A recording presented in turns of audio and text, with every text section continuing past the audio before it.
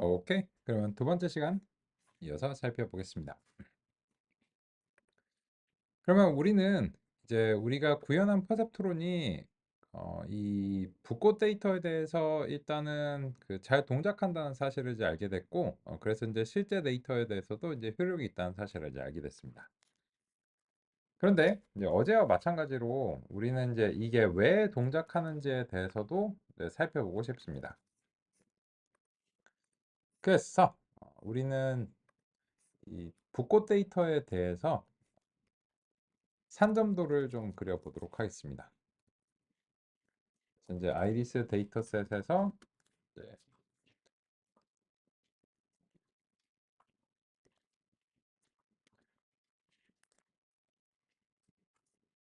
다음과 같이 이런 식으로 이제 산점도를 이제 그려볼 텐데요. 이렇게 이제 그리는 거는 이제 어느 정도 그 한계가 있습니다. 일단은 이제 이렇게 해놓고 시작해 보도록 하겠습니다.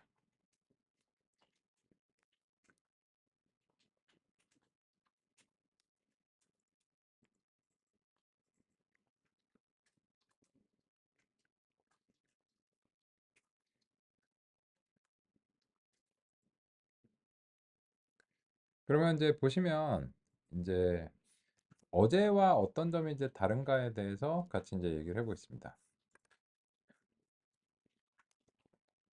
아이리스 이제 데이터 아까 이제 아이리스 이제 프레임을 이제 잘 구성을 이제 해놨으니까 프레임을 이제 가지고서 그리고 이제 한번 이제 보면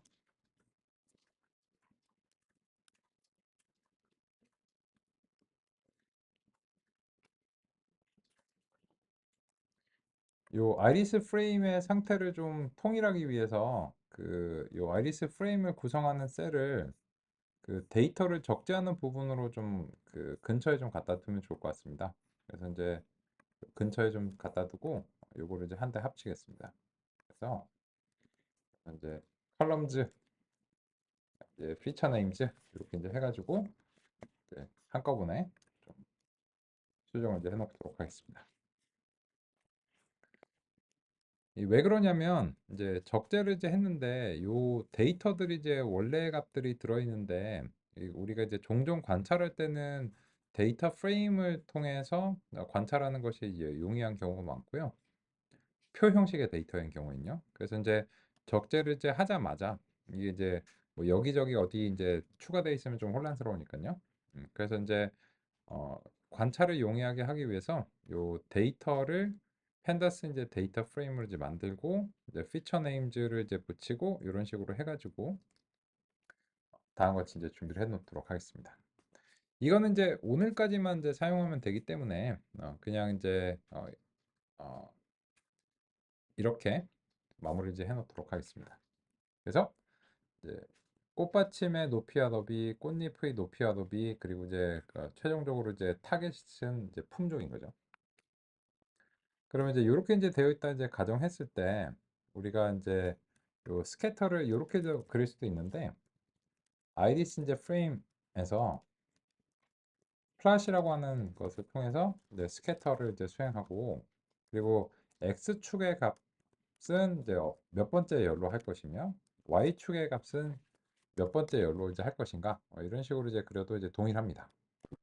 다음 이렇게 하시면 이제 요런 그 열 제목이라든지 이런 거를 설정하는 부분을 좀 덜 할 수 있어서 편리합니다.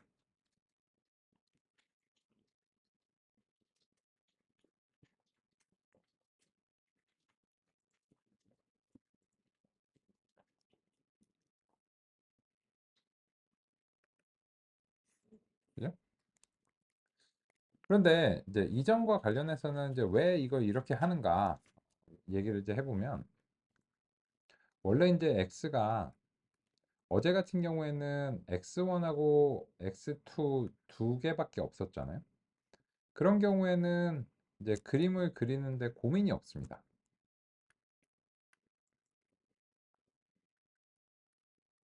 이렇게 하고 예를 들어서 뭐 x1이 이제 4고 x2가 이제 3이다.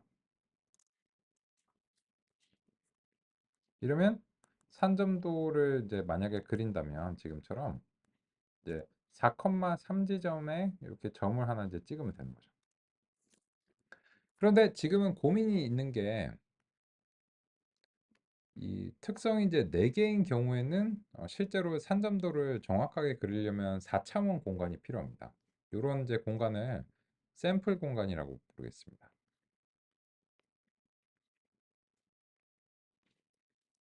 그리고 이제 샘플 공간이 원래는 4차원이 필요한데 이거를 그 4차원을 제가 어떻게 그린지 모르겠으니까 그래서 이제 강제로 2개를 선택을 한 겁니다. 그래서 이제 2개를 강제로 선택했는데 지금은 이제 임의적으로 선택을 했고요. 그냥 꽃받침이고 꽃잎이라고 하니까 꽃받침에서 하나, 꽃잎에서 하나 뭐 이런 식으로 이제 골라봤습니다. 다르게 고를 수도 있죠. 근데 이제 의미적인 걸 반영해서 한번 그려봤습니다. 그런데 이제 이렇게 보면은 이런 식으로 했을 때 어느 정도 양상이 눈에 보이죠. 적어도 이제 그 하방에 있는 것들하고 이제 그 위쪽에 있는 것들하고 이제 구분이 되는 편이고. 그런데 더 정확하게 이제 보려면 여기에 이제 색상을 입히는 게 좋을 것 같습니다. 그래서 색상은 유형별로 구분이 되도록 하고 싶습니다. 그래서 우리 이제 유형별 색상을 이제 변환하는 부분을 알고 싶고 여기서 이제 우리가 이제 레이블을 전달하면 여기에서 이제 빨간색과 초록색과 그리고 파란색 3가지 이제 색상에 대해서 레이블즈 이런 식으로 골라질 수 있도록 이제 해보고 싶습니다. 그러면 이제 이렇게 하면은 0번은 빨간색으로 1번은 초록색으로 2번은 파란색으로 표시가 되는 것을 기대할 수 있습니다. 그래서 이제 유형별 색상이라고 하는 함수를 다음과 같이 inline 함수로 준비를 해놓고 컬러의 약자 C에 유형별 색상을 할당을 하면 되는데 이때 이제 레이블즈를 아이리스의 이제 타겟 값으로 전달을 해 보겠습니다. 그러면 이제 유형별 색상이 부여된 다음 같은 그래프가 표시되는 것을 확인할 수 있습니다. 이렇게 이제 유형별 색상을 할당을 하면 그 뭐가 빨간색이고 뭐가 초록색이고 뭐가 이제 파란색인지 이제 명확하게 이제 알 수 있으니까 뭐 그런 점이 이제 장점이라고 이제 생각합니다. 그렇고요. 그러면 이제 다음과 같이 이제 색상을 부여해 보니까는 굉장히 이제 명확한 그런 그 경계가 이제 있다는 것을 알 수 있는데 여기 보시면 0번하고 1번이 그 각각 빨간색하고 이제 초록색인데 얘네들은 분리가 굉장히 이제 쉬운 상태예요. 그죠? 그리고 초록색하고 파란색도 상당한 경향성을 가지고 있습니다. 대략적으로 이렇게 하면 어느 정도는 조금 틀리는 부분이 있는데 웬만하면 이제 맞을 것 같아요.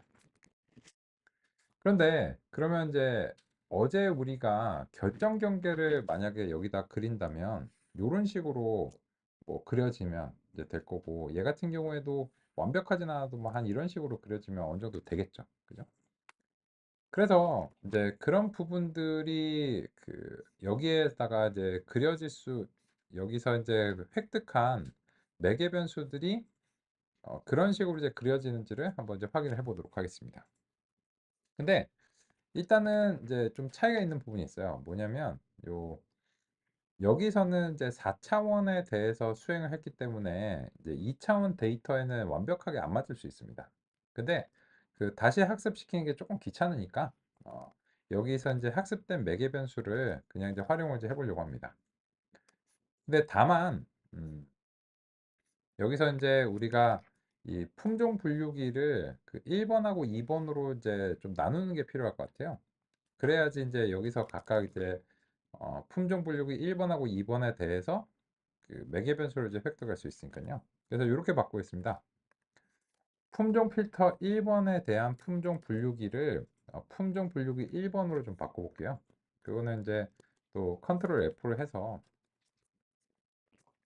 분류기를 이제 찾으셔서 세 건 정도 되네요. 분류기 이제 1번으로 하나 이제 바꾸고요. 그리고 요거를 다시 실행해서 훈련을 하도록 하겠습니다. 훈련 했고, 그래서 이제 이거 같은 경우에는 이제 원래 잘 되는 애잖아요. 손이 많이 안 가고. 그리고 이제 두 번째로는 여기 품종 필터 2번에서도 역시나 이제 컨트롤 F로 분류기를 찾으셔서 분류기 이제 2번으로 바꾸고 다시 이제 훈련을 해보도록 하겠습니다. 훈련 했고요. 그러면 이제 아까 마찬가지로 이제 그 100개 중에서 이제 96개를 맞추면서 그 완벽하진 않아도 그래도 이제 준수한 성능을 보이는 걸 확인할 수 있습니다. 그죠? 그러면 이제 우리는 여기서 결정 경계를 이제 그리고 싶은데 그 결정 경계의 이제 공식에 대해서는 우리가 이제 어제 논의를 했죠. 그래서 이제 어, Z0라고 하는 것을 이제 결정 경계를 삼고 여기서 이제 x1이 x축의 이제 값이 돼야 되고 그다음에 w와 이제 b가 이제 들어올 거고 이 결정 경계를 그릴 때는 지금으로서는 이제 두 개를 이제 가정할 수밖에 없죠. 그래서 이제 w0 곱하기 x 더하기 이제 b인데 그거를 마이너스 w 1번으로 나눠주는 이런 결정 경계를 어제 논의를 했습니다. 원래는 이제 그 이 4차원인데 이 결정 경계한테 전달해 주는 거는 우리가 이제 골라서 전달해 줄 수밖에 없겠죠.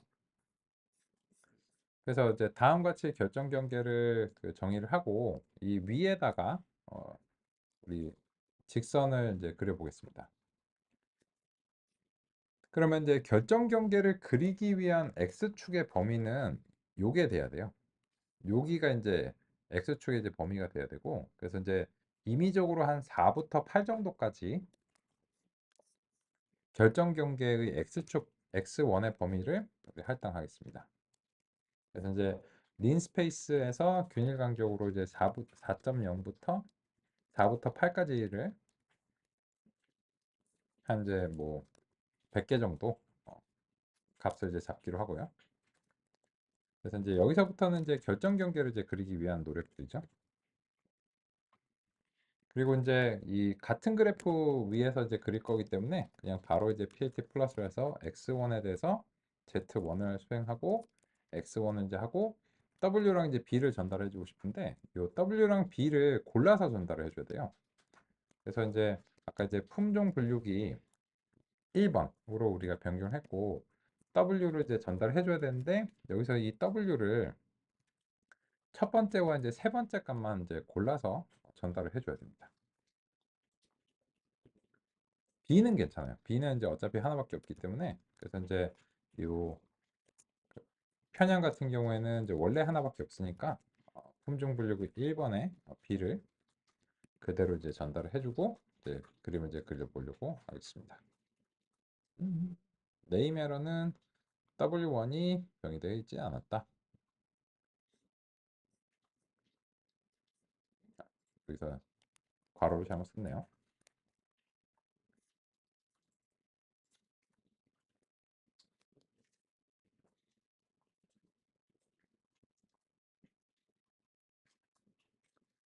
그러면 일단 이렇게 이제 해보시면 이게 이제 이런 식으로 나옵니다. 근데 이거는 분류가 이제 잘 안 되는 거죠. 근데 왜 이렇게 나오는가 하면은 이 그래프는 2차원의 그래프에서 이제 분리를 했는데 학습은 학습 자체는 이게 어 4차원에 대해서 학습을 수행한 거니까 그래서 이제 서로 안 맞는 겁니다. 그럼 어떻게 해야 돼? 그래서 이게 이 그래프를 그려주기 위해서 우리가 이제 요 위쪽에 올라가서 학습 자체를 2차원으로 좀 줄여서 해도 학습이 이제 되는지를 한번 확인해 볼게요. 그래서 먼저 품종 분류기 1번으로 올라가서 이 x1을 이 품종 필터를 이제 고를 뿐만 아니라 열 자체를 0번하고 2번으로 선별하는 이런 식으로 한번 추가를 해서 한번 학습을 다시 시켜 보겠습니다.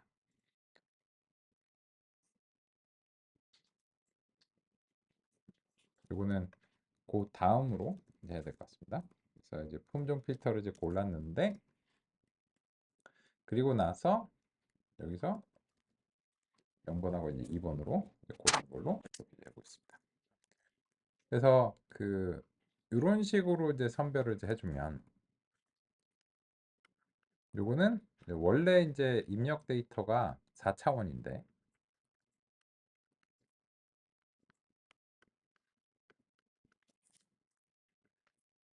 이 중에서 x1하고 x3, 0번, 1번, 2번, 3번 요 두 개만을 이제 선별하는 그런 효과가 있습니다. 왜 이렇게 하냐라고 하면은 일단 밑에 있는 그래프와 이제 맞춰보기 위해서 우리가 살짝 수정을 하고 싶고요. 그리고 밑에 있는 그래프를 보니까 이 0번하고 2번만 보여줘도 잘 될 것 같아요. 그래서 실제로 이제 이렇게 이제 바꿔봤고, 그래서 학습을 시켜봤는데 잘 됩니다. 그래서 이제 예전과 마찬가지로 이제 잘 수행이 이제 되는 것을 확인할 수 있습니다. 그러면 이렇게 이제 그 학습을 하고 나서는 요 아래쪽에 이제 다시 그래프를 시각화하는 부분 내려와서 요 W를 골라주는 부분 이제 없앨 수 있어요. 이게 이제 없애고 그리고 나서 이제 첫 번째 품종 분류기의 결정 경계를 다시 한번 이제 그려보도록 하겠습니다. 그러면 이제 첫 번째 품종 분류기의 결정 경계가 실제로 제대로 분리를 수행하는 것을 볼 수 있어요. 이제 요 아래쪽은 이제 0번으로 예측을 이제 하고요. 예, Z1이라고 볼게요. 요 위쪽은 1번으로 분류를 하는 것을 알 수 있고 그리고 이제 요 직선이 첫 번째 품종 분류기의 결정 경계다 라고 하는 것을 이제 알 수 있습니다. 그러면 이제 초록색하고 파란색의 경우에는 이게 완벽한 분리는 안 될 것 같아요. 완벽한 분리는 안 될 것 같은데 그래도 어느 정도 경향성은 있잖아요. 그래서 이거 같은 경우에도 그 두 개만 골라서 했을 때도 이게 어느 정도 성능이 나오는지를 한번 확인해 볼게요. 그러기 위해서는 아까와 이제 요 품종 필터 2번에 대한 것도 아까와 동일한 방식으로 0번하고 2번만 골라서 한번 이제 훈련을 해줘 보도록 하겠습니다.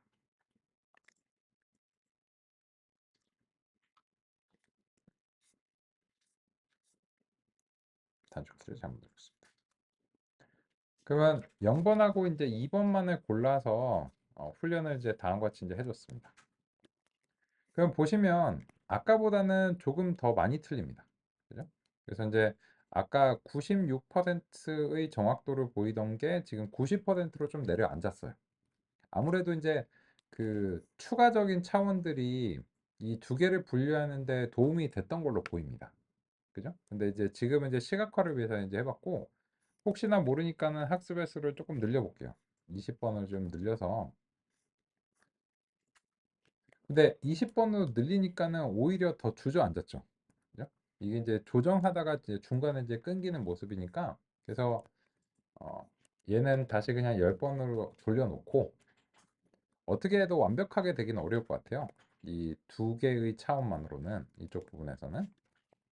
그래서 일단 이렇게 이제 해놓고 그러면은 아래쪽으로 이제 와서 이 결정 경계를 그리는 부분은 위와 이제 거의 동일합니다. PLT 플러스이고 X1으로 이제 시작하고 Z0를 하는데 다만 이제 W가 이제 품종 분류기 2번 걸로 돼야 되겠죠. 그래서 이제 품종 분류기 2번 걸로 설정하고 2번 걸로 설정을 해서 90%의 정확도를 보이는 결정 경계는 이제 어떤 것인가 한번 이제 확인을 해 보겠습니다. 이런 식이군요.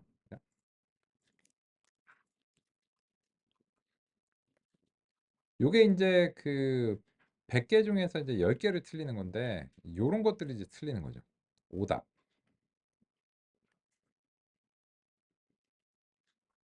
요런 게 이제 오답이야. 하나, 둘, 셋, 넷, 다섯, 여섯, 일곱, 여덟, 두 개 더 있을 텐데요.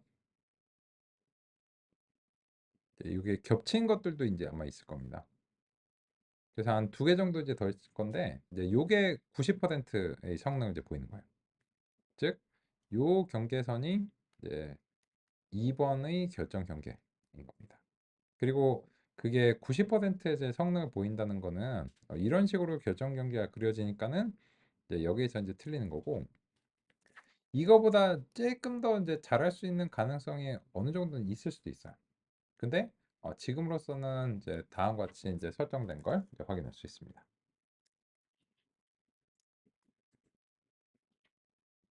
그래서 완전히 못하진 않지만 여기에 대해서는 좀 불안정한 성능을 이제 보인다는 사실을 이제 우리가 알 수 있습니다.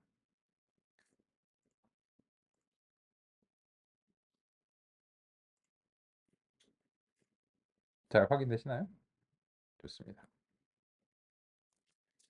그러면 이제 우리는 그래도 실제 데이터지만 상대적으로 간단한 붓꽃 데이터에 대해서 이제 살펴봤는데, 이 2.4절의 퍼셉트론의 한계에 대해서 요모조모 이제 논의할 수 있는 그 맥락이 이제 생겼습니다.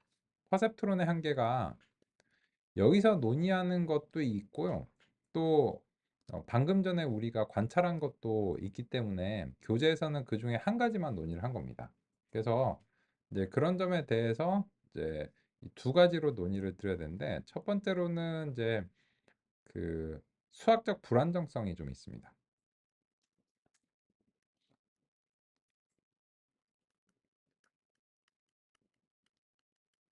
그리고 두 번째로는 이제 근본적인 부분이 있는데, 이제 선형성이고요. 이 선형성과 관련된 논의만 이제 교재에서 이제 다루고 있습니다. 그래서 우리는 이제 지금 현재 첫 번째로 이제 살펴본 거는 이 퍼셉트론이 이제 수학적 불안정성을 좀 가지고 있다라고 하는 이제 점입니다. 그 점은 이제 어떤 점인가? 이제 교재에 없으니까 같이 이제 살펴볼 필요가 있습니다. 그리고 이제 이 논의는 이후에 이제 선형 모형 신경망에서도 그 중요한 이제 논의가 될 수 있고, 그런 점에서 살펴볼 만한 가치가 있습니다.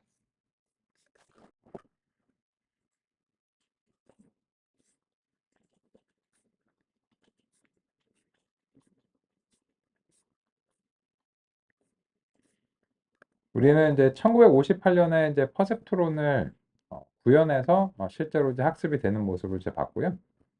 그리고 거기에 대한 이제 학습 알고리즘이 어떻게 동작하는지를 확인을 했고, 거기에 대해서 이제 갱신하는 방법도 같이 이제 살펴봤습니다. 그런데 이 퍼셉트론 학습 알고리즘이 이제 제시되고 나서 그 바로 문제점이 이제 제기가 되었는데, 그것이 이제 마지막에 이 활성화 함수를 계단 함수의 형태로 이제 함으로 인해서 이제 수학적 불안정성이 이제 등장한다는 점입니다. 그래서 이제 그 점을 좀 같이 한번 확인해 보도록 하겠습니다. 퍼셉트론은 학습이 가능하지만 여러 제약과 제한이 있습니다.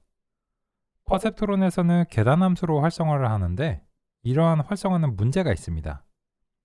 왜냐하면 거의 대부분의 구간에서 학습 매개 변수의 변화에 따른 출력의 변화가 아예 없거나 완전히 뒤집히는 양극단의 출력을 발생하기 때문입니다.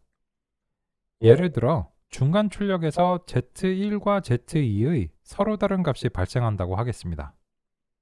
퍼셉트론의 출력은 학습 매개 변수를 변수로 합니다.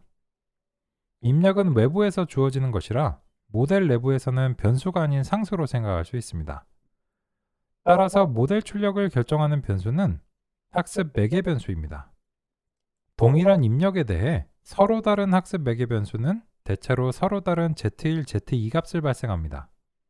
그런데 Z1, Z2에 대한 출력 Y1과 Y2는 대부분 동일하게 유지됩니다. 이 경우 정답 Y가 동일하다고 했을 때 오류는 Z1, Z2에 따라 달라지지 않습니다. 학습 매개 변수를 오류에 따라 갱신하고자 한다면 오류의 값에 변화가 있어야 변경이 가능한데, 대부분의 구간에서는 학습 매개 변수 변화에 따른 오류의 변화를 알 수 없는 문제가 있음을 확인할 수 있습니다. 요점은 뭐 드리고 싶은 말씀은 이제 기술적으로 드렸는데, 약간 비유적인 틀을 통해서 좀 보강해서 말씀을 이제 드리고자 합니다.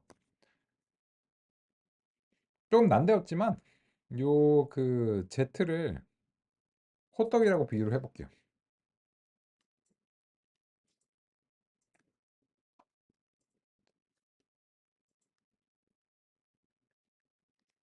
그러면 요 x는 재료에 비유를 해보고요. 그리고 이 매개 변수는 조리법, 레시피에 이제 비유를 해보겠습니다.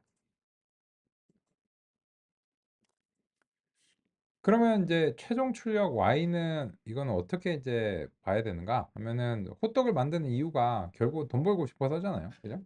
그래서 이제 뭐 예상 이익이나 매출 뭐 이런 것이라고 하겠습니다. 그러면 이제 이런 비유의 틀을 통해서 우리가 이제 한번 살펴보고자 하는데, 예를 들어서 세타1 조리법으로 X 재료를 가지고서 Z1 호떡을 만들었어요.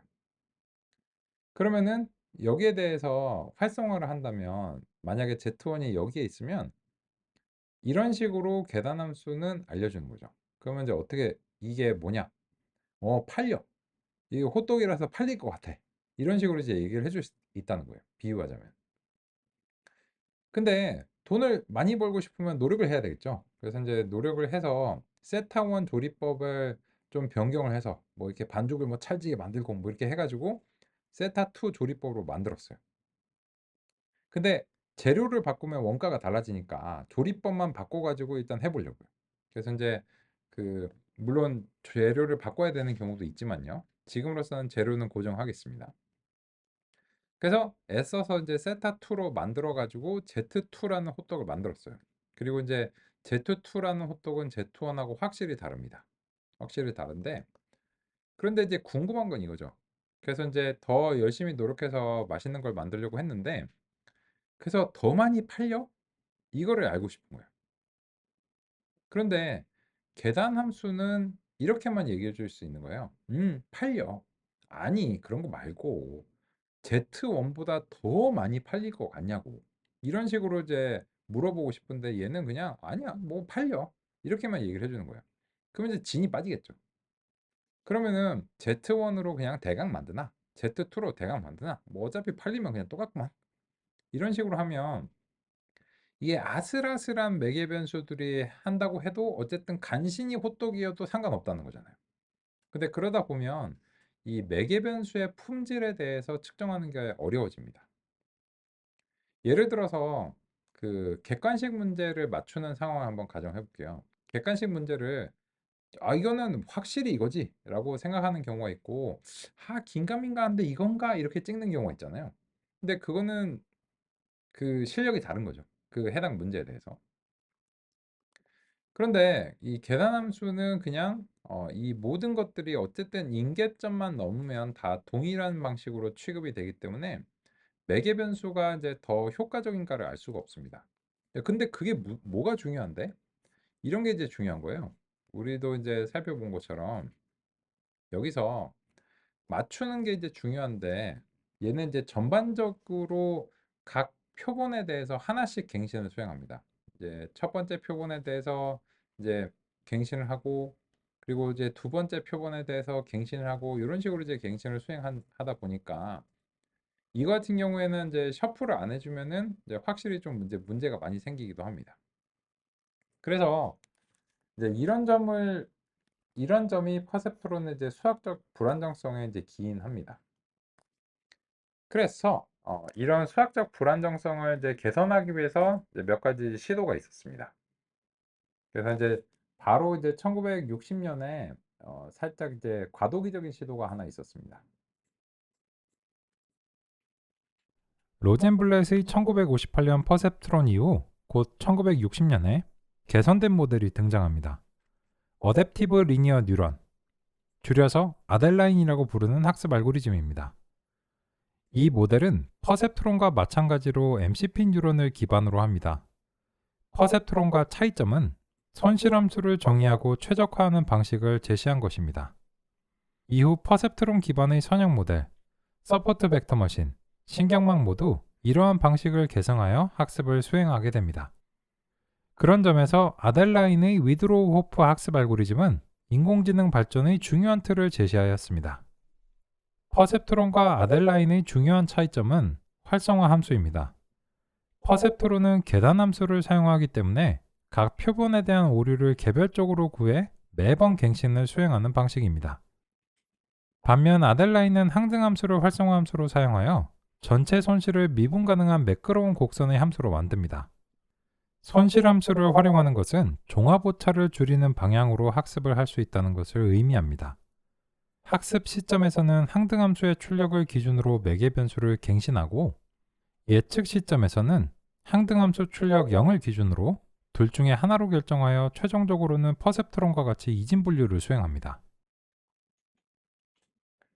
이제 이 부분에서 이제 가장 핵심은 이 개별적으로 건건이 갱신을 수행하는가 아니면은 전체적인 종합적인 오차를 구하기 위해서 갱신을 수행하는가 이런 점이 이제 차이점입니다. 근데 이러한 방식은 새로운 것은 아닙니다.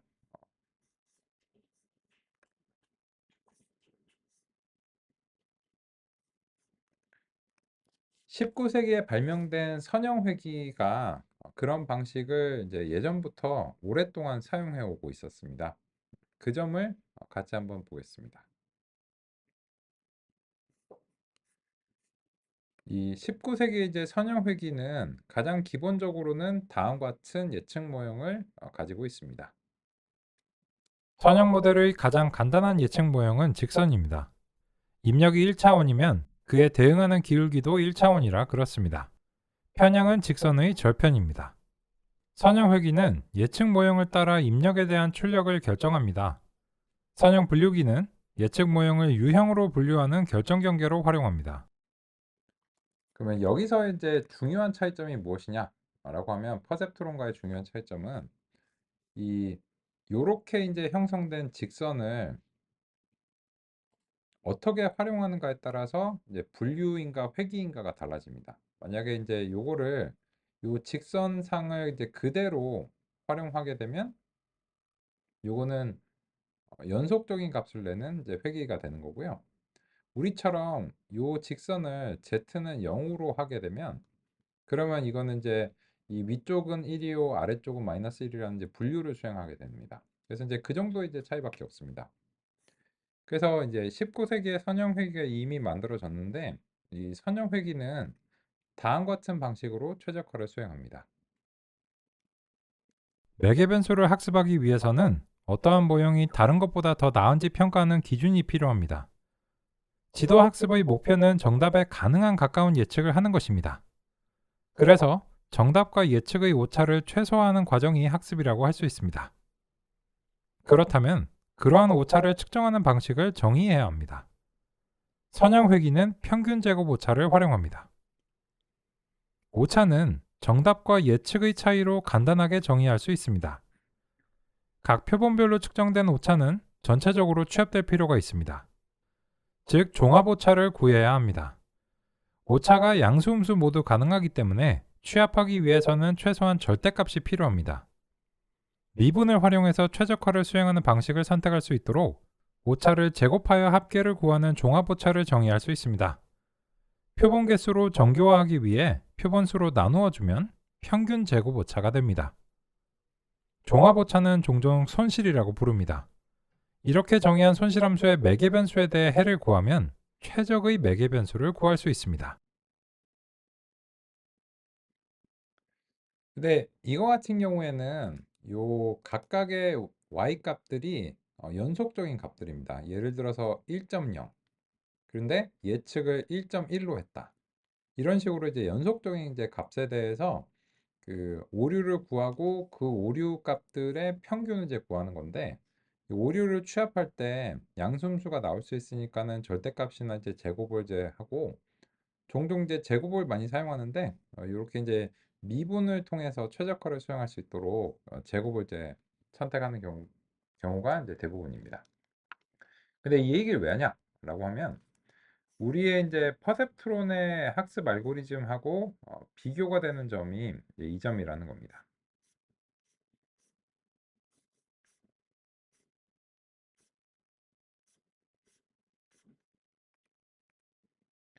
퍼셉트론 학습 알고리즘을 이제 살펴보면 이 알고리즘의 특성상 건건히 오류를 구합니다.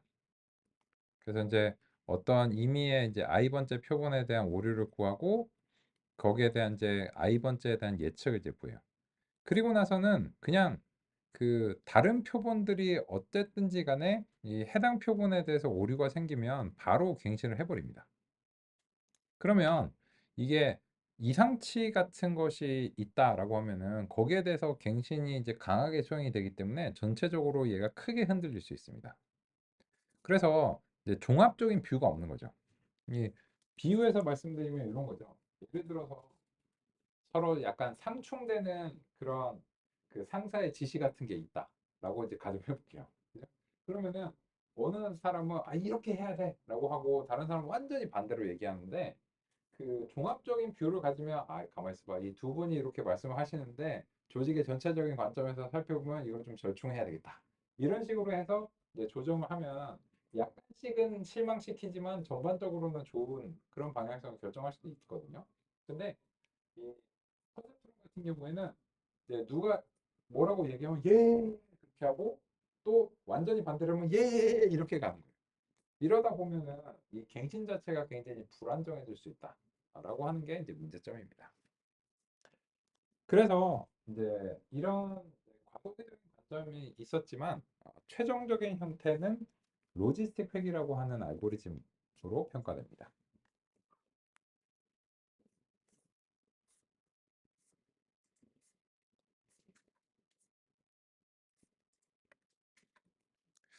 그래서 우리는 이제 퍼셉트론의 수학적 안정성을 개선했다고 할 수 있는 근데 개선했다고 말하기 조금 그러네요. 일단 로지스틱 회귀가 어떻게 다른가 살펴보겠습니다. 로지스틱 회기는 1958년에 데이비드 콕스에 의해 소개되었으며 이는 통계학의 전통적인 문맥에서 발전했습니다. 로지스틱 회기는 이전부터 존재하던 선형 회기 모델을 분류 문제에 적용 가능하도록 확장한 것이며 주로 생물학과 의학 분야에서 확률적 결과를 모델링하는 데 사용되었습니다. 로지스틱 회기는 선형 회기의 원리를 활용하여 분류 문제에 적용하는 모델입니다. 이 모델의 주요 특징은 선형 회기의 출력을 클래스 소속 확률로 해석하도록 변환하는 것입니다. 분류 작업에서 모델은 단순히 이것 또는 저것으로 결정하는 대신 각 유형에 속할 확률을 출력합니다. 이 확률은 예측의 자신감을 수치로 나타내며 이를 통해 결과를 더 세밀하게 분석할 수 있습니다. 이러한 특성 덕분에 로지스틱 회기는 예측의 불확실성을 고려할 수 있고 다양한 응용 분야에서 유용하게 사용됩니다. 여기서 이제 핵심적으로 다른 점은 이 부분입니다. 그래서 이제 퍼셉트론은 Z 값이 활성화 함수를 거쳐서 결정이 되는데 이때 이제 로지스틱 회귀는 바로 결정이 되는 게 아니고 이 중간에 어떤 과정을 거칩니다. 이제 실습으로 이제 확인해 보겠습니다. 근데 그나저나 이제 한 가지 설명해서 드리면 방금 전에 이제 대본에 읽은 거는 그 보이스 클로닝 서비스를 한번 활용을 해봤습니다. 그래갖고 제 목소리 샘플을 한 20분 정도를 제공을 해가지고 이제 잘 되는지 한번 봤거든요. 나쁘지 않은 것 같습니다. 그래서 그 저도 이제 되게 신기하더라고요. 제 목소리 이제 녹음된 게 많으니까 이제 요거를 이제 그 훈련을 시켜가지고 그 뉴욕에 있는 이제 11랩스라는 이제 회사 서비스인데 이제 거기서는 이제 그냥 제 목소리 샘플을 제공하니까 한국어도 잘 될까 궁금했거든요. 근데 이제 한국어 잘 하더라고요. 그래서 이제 그 일부 시험적으로 신기해서 한번 이제 써보고 있습니다. 그래서 이제 어떤 요 해설 중에서 일부는 제가 이제 그 보이스 클로닝을 한번 이제 시험적으로 활용해보고 있습니다. 그랬고요. 그러면 이제 소개해드린 로지스틱 회기가 이제 궁극적으로 이제 퍼셉트론하고 이제 어떤 점이 이제 차이가 나는가 그런 점을 이제 보기 위해서 이제 그 요 상단에 새로운 셀을 하나 이제 삽입을 해보겠습니다. 상단에 새로운 셀을 삽입을 하고 이거는 이제 더 이상 구현하진 않고요. 사이클론의 리니어 모델에서 퍼셉트론도 이미 구현이 되어 있어요. 퍼셉트론도 구현이 되어 있고 로지스틱 리그레션도 이제 구현이 되어 있습니다. 그래서 우리 이제 이 로지스틱 리그레션이라 퍼셉트론은 우리가 이미 구현을 했기 때문에 이거를 사용하진 않을 겁니다. 근데 다만 이런 식으로 제시하는 거는 이 두 개가 같은 알고리즘 패밀리라는 것을 좀 강조하기 위해서 이런 식으로 임포트를 해봤습니다. 퍼셉트론도 큰 틀에서는 선형 모형이고요. 왜 선형 모형이냐면 결정 경계가 이제 직선 같은 걸로 그려지잖아요. 그리고 로지스틱 리그레션도 같은 패밀리니까 얘도 원리는 동일합니다. 근데 다만 퍼셉트론보다는 훨씬 수학적 안정성이 이제 있다라고 하는 사실을 좀 경험해 보고자 합니다. 그러면 이제 이 점을 위해서 우리 이제 그 로지스틱 리그레션 이렇게 이제 하고 이 로지스틱 리그레션을 기본적으로 이제 설정을 하겠습니다. 그리고 나서는 요게 fit을 그냥 아이리스 데이터랑 아이리스 타겟으로 한꺼번에 이제 시키겠습니다. 그리고 요때 이제 그 멀티 클래스 부분을 요거는 이제 그래프를 좀 그려보기 위해서 OVR로 좀 설정하겠습니다.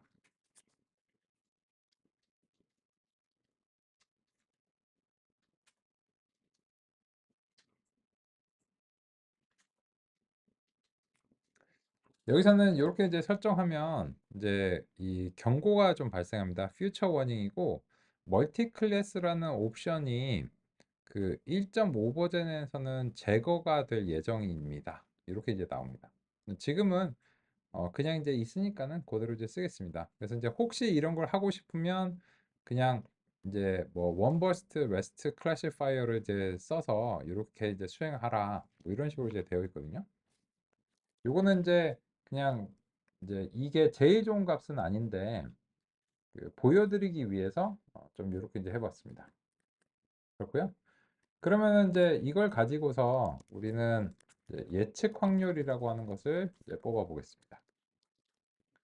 로지스틱 리그레션의 이제 predict probability라고 하는 것을 이제 하고 아이리스 데이터의 예측 확률을 이제 다음 같이 하고요. 그리고 나서 이 데이터 프레임으로 예측 확률을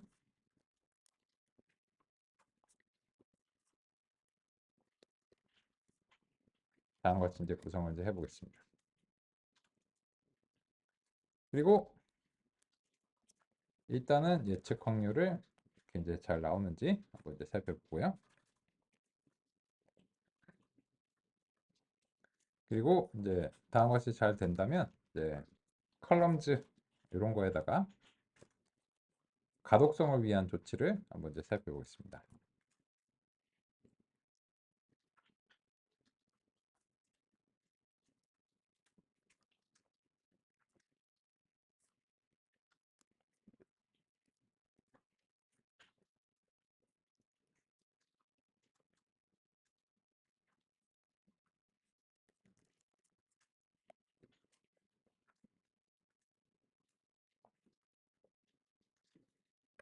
그리고 이제 예측을 뭘로 했는지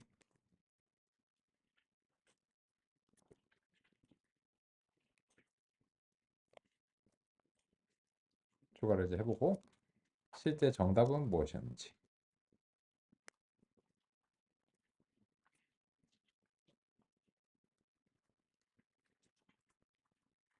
그리고 나서 다 보기 힘드니까 일부 샘플 몇 개만 출력드립니다. 그리고 이제 요거 보여드릴 때 이제 결과가 이제 동일하도록 랜덤 스테이트를 지정하겠습니다.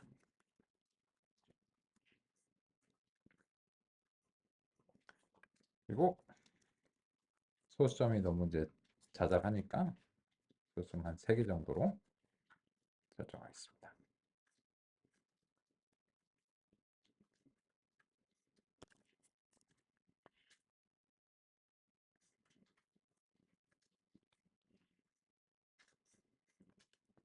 영 1, 2가 이제 골고루 나오는 거를 하나 이제 선택을 해보겠습니다.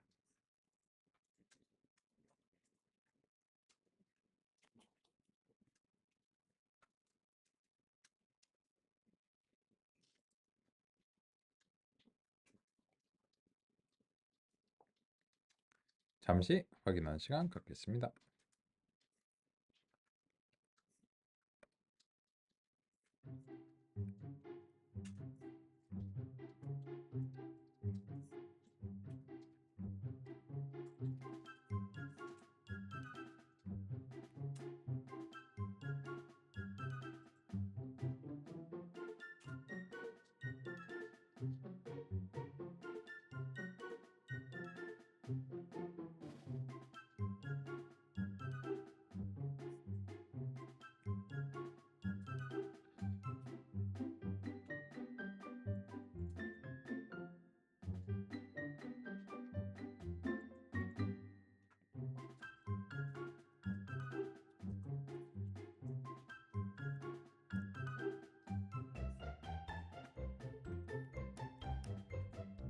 경고 보기 싫으니까는 이거 없을까요?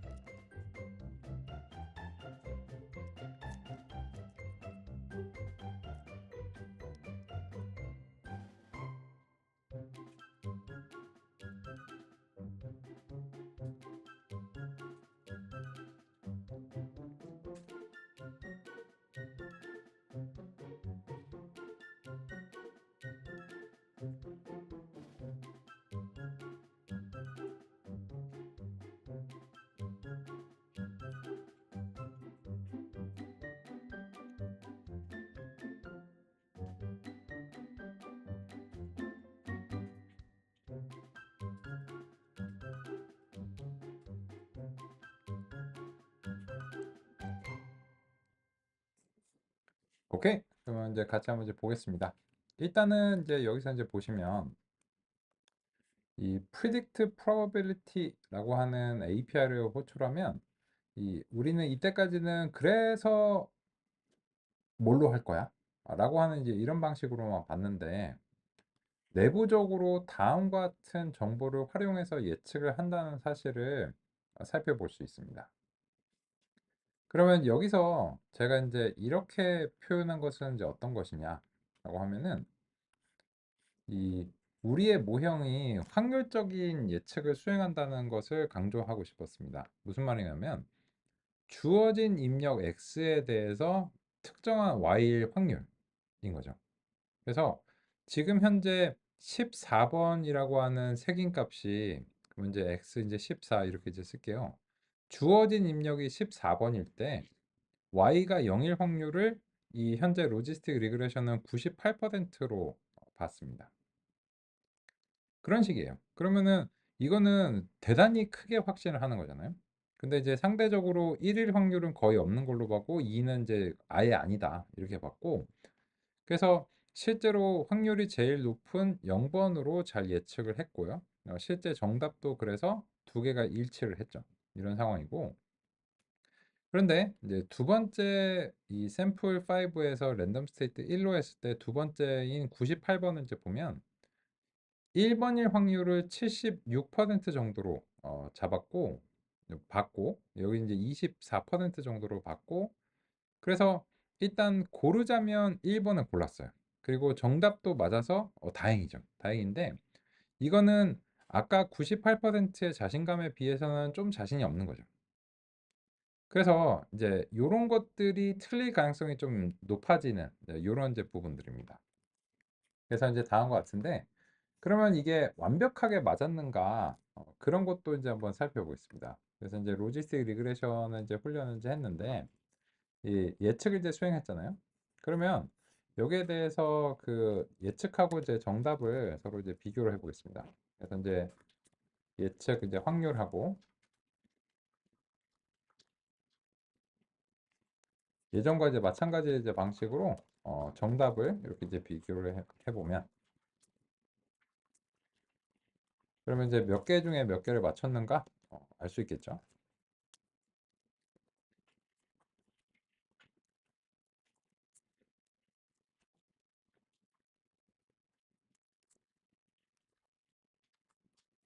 그래서 이런 식으로 이제 해가지고 그러면은 4개 틀렸습니다. 4개.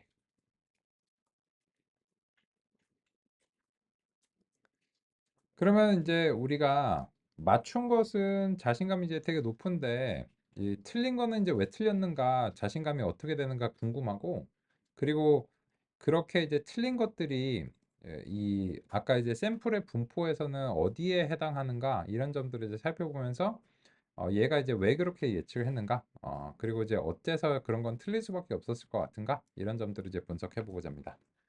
그래서 그 부분은 오후 시간에 이어서 살펴보겠습니다. 이번 시간 오전 시간 여기까지 살펴보겠습니다.